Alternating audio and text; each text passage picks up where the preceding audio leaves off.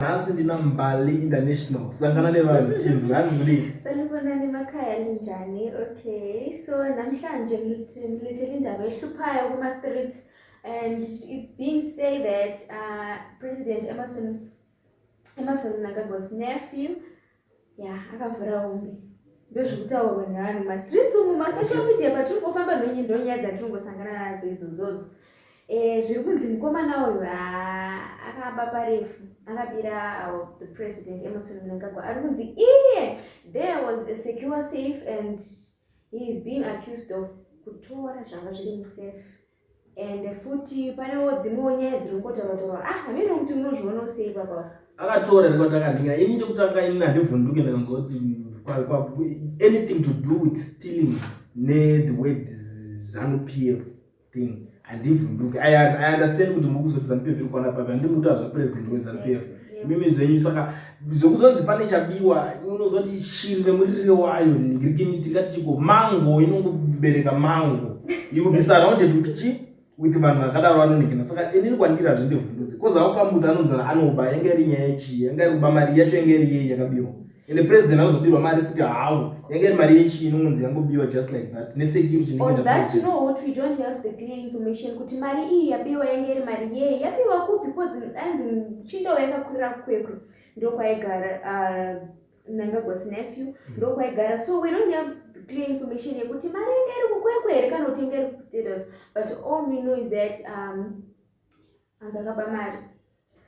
So yes, zvangari bodyguard the president. Bodyguard? Yes, angari bodyguard. So akabva adzingwa pa bodyguard. He was fired because he betrayed the president. But we also have to fire the president.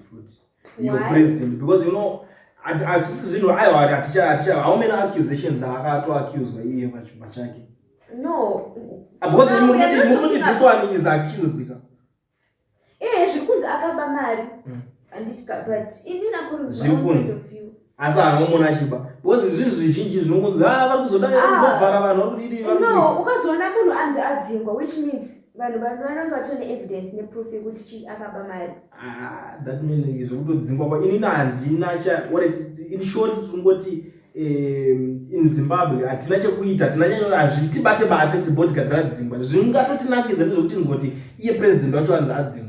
Ndozvatingatofarira. Aiwa, chaita kuti nyaya itu yeti nyatsoidemura sikazise kahle. It's because the president is not just a bodyguard. Okay. Yes, it's Mnangagwa's nephew.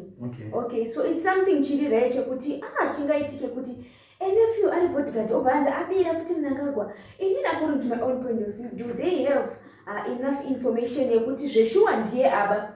Aisha ndingangotaura nje kuti mari kubiwa nigona yabiwa right for sure, sekutaura kwamaita ndima ini yacho, but kuba mari ari zvaanenge achitotemba ukatoona atoba mari. Ukatoona munhu wese asvika panzvimbo akutonzi like ivo zvavanoita ZANU-PF zvinoita zvacho ine zvainototemba. The way inodherera nyika. Tozotaura apo that this young man mari ari kunzi yakaba kadidi pane zvaanga kutotemba. Anenge atona information yekuti hapana zvavanomuita, but the only way to go vakatoona kuti kungomuti right takuchunga kudismissa pabasa. Inini ndo maonero angu. Because hapana kachimwe chekundingira tikuziva takadini trust akadidi. Munhu wese muZimbabwe nimbavha.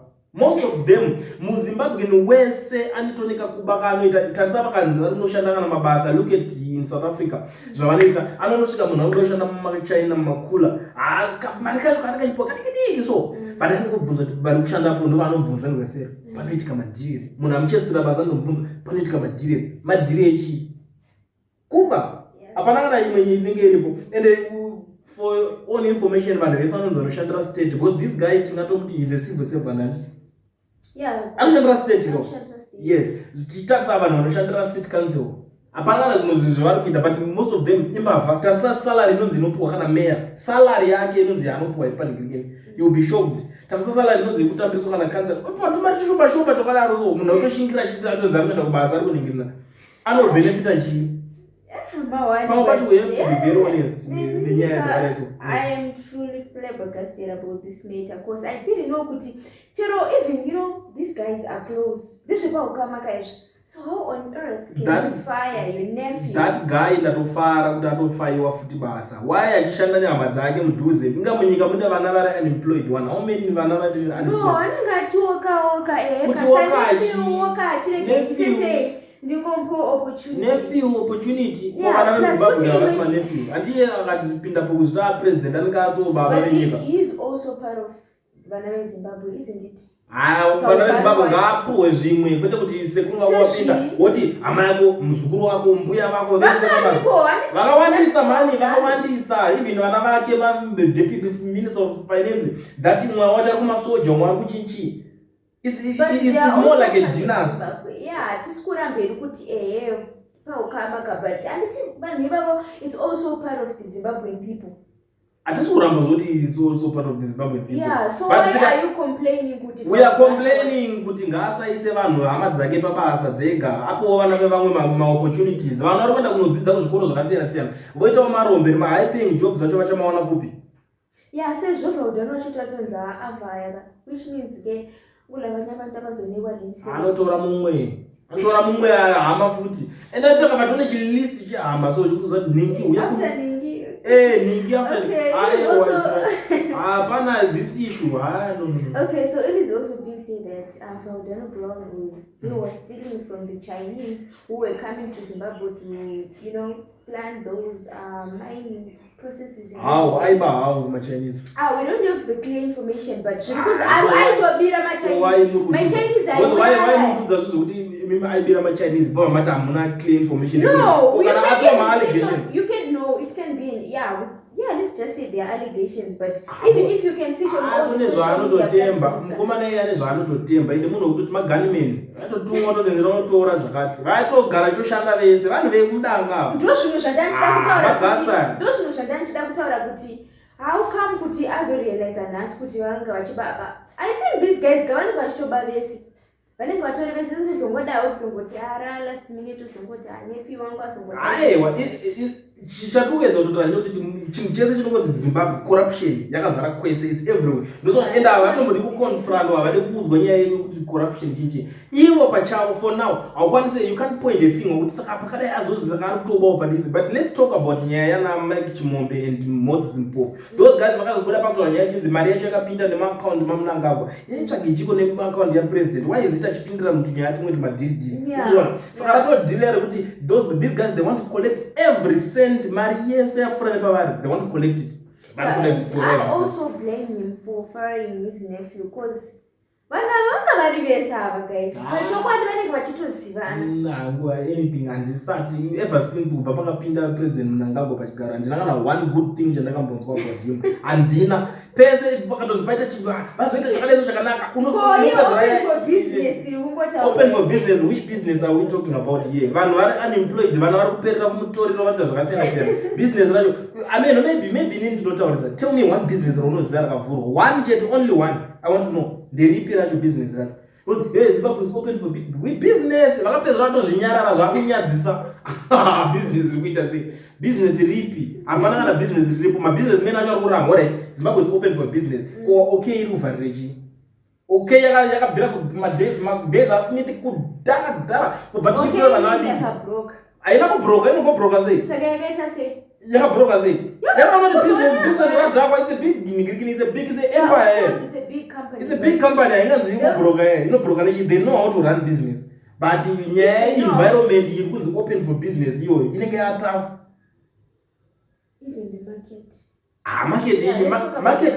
Market vanhu titopinda tichitenga handiti totoenda tinotenga market inenge iri okay zvese zviri okay policies is the problem. Apa mutori is open for business moisa policies ekuti anotanga kuvaremera saka munovaexpecta sei kuti vange Okay, we are not here for the open business thing. We are here for everything because titangire nyaya mauda kusarendera hondo panzira corporate haikuna izvozvo hakuna munhu anosarendera hondo panzira because we have to talk about it, we have to clear the air tinyatsoonesa kuti aiwa kuti munyatsonzwisa nyaya yacho kwekubva nekwerikweni ani ndimatanga madio business makazvirainake izimu yona yaila ma-corruption landani mara indava enkulu lana ukuthi-ke yena why is he now faring Baudane? Because these guys, I know that they have been there together in this all the corruption things and everything like it. So mina indava yami ukuthi-ke why now?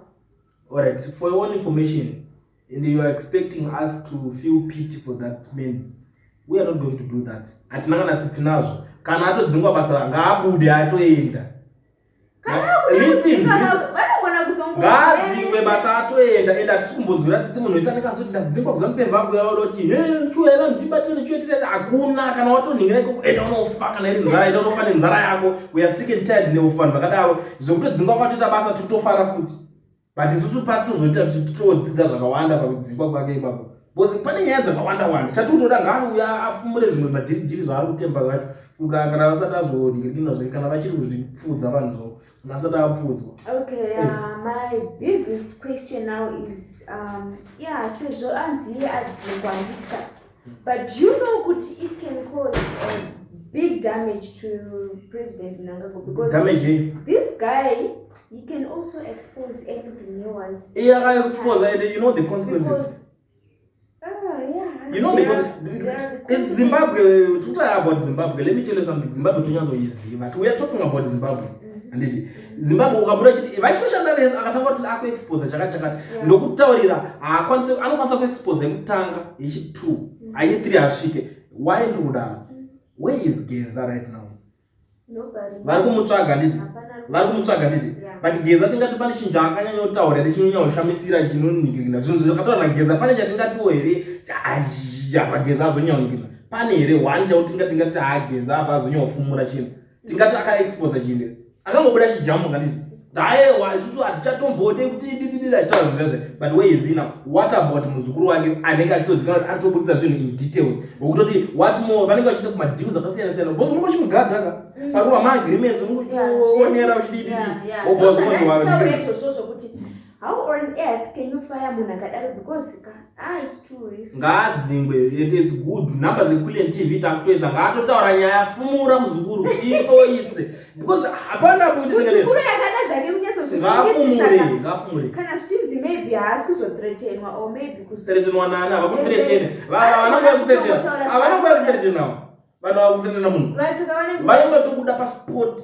Kuthreatena kutya kakwewe kuti zvinoita vamwe pasitobedoti mnakabata kuti unokubvisa totokuroma totoda andokuthreatena kakwewe kuti ma empty threats manje ivo havana nguva yekuturwa mathreatsiwa pautori papo ka1 ende unoitwa zvese ndo zvavatori kwete kuti vanothreatena. They don't threaten people these ones. Okay guys, vesiloko sibona ngokuhamba kwesikhathi ukuthi bekuzenzekalani marayo mina ngibona nje ukuthi ngeke kwaqonda kule ndaba phambili. You see. Thank you Okulu. I don't know. You can tell me what you think in the comment section. Pamusoro penyaya iyi. But dzimwe nyaya dzinoda kuti tichionesana hama dzangu. Tionesane kuti zvikupera papi kanjani wazona. Titoona kuti zviri kusvika kupi. Because hazisi zvokuti titega tinongotaura. Maybe I'm wrong, maybe she's wrong. But iye akukwanisa kuya nenyaya yekuti. So comment section tavhura.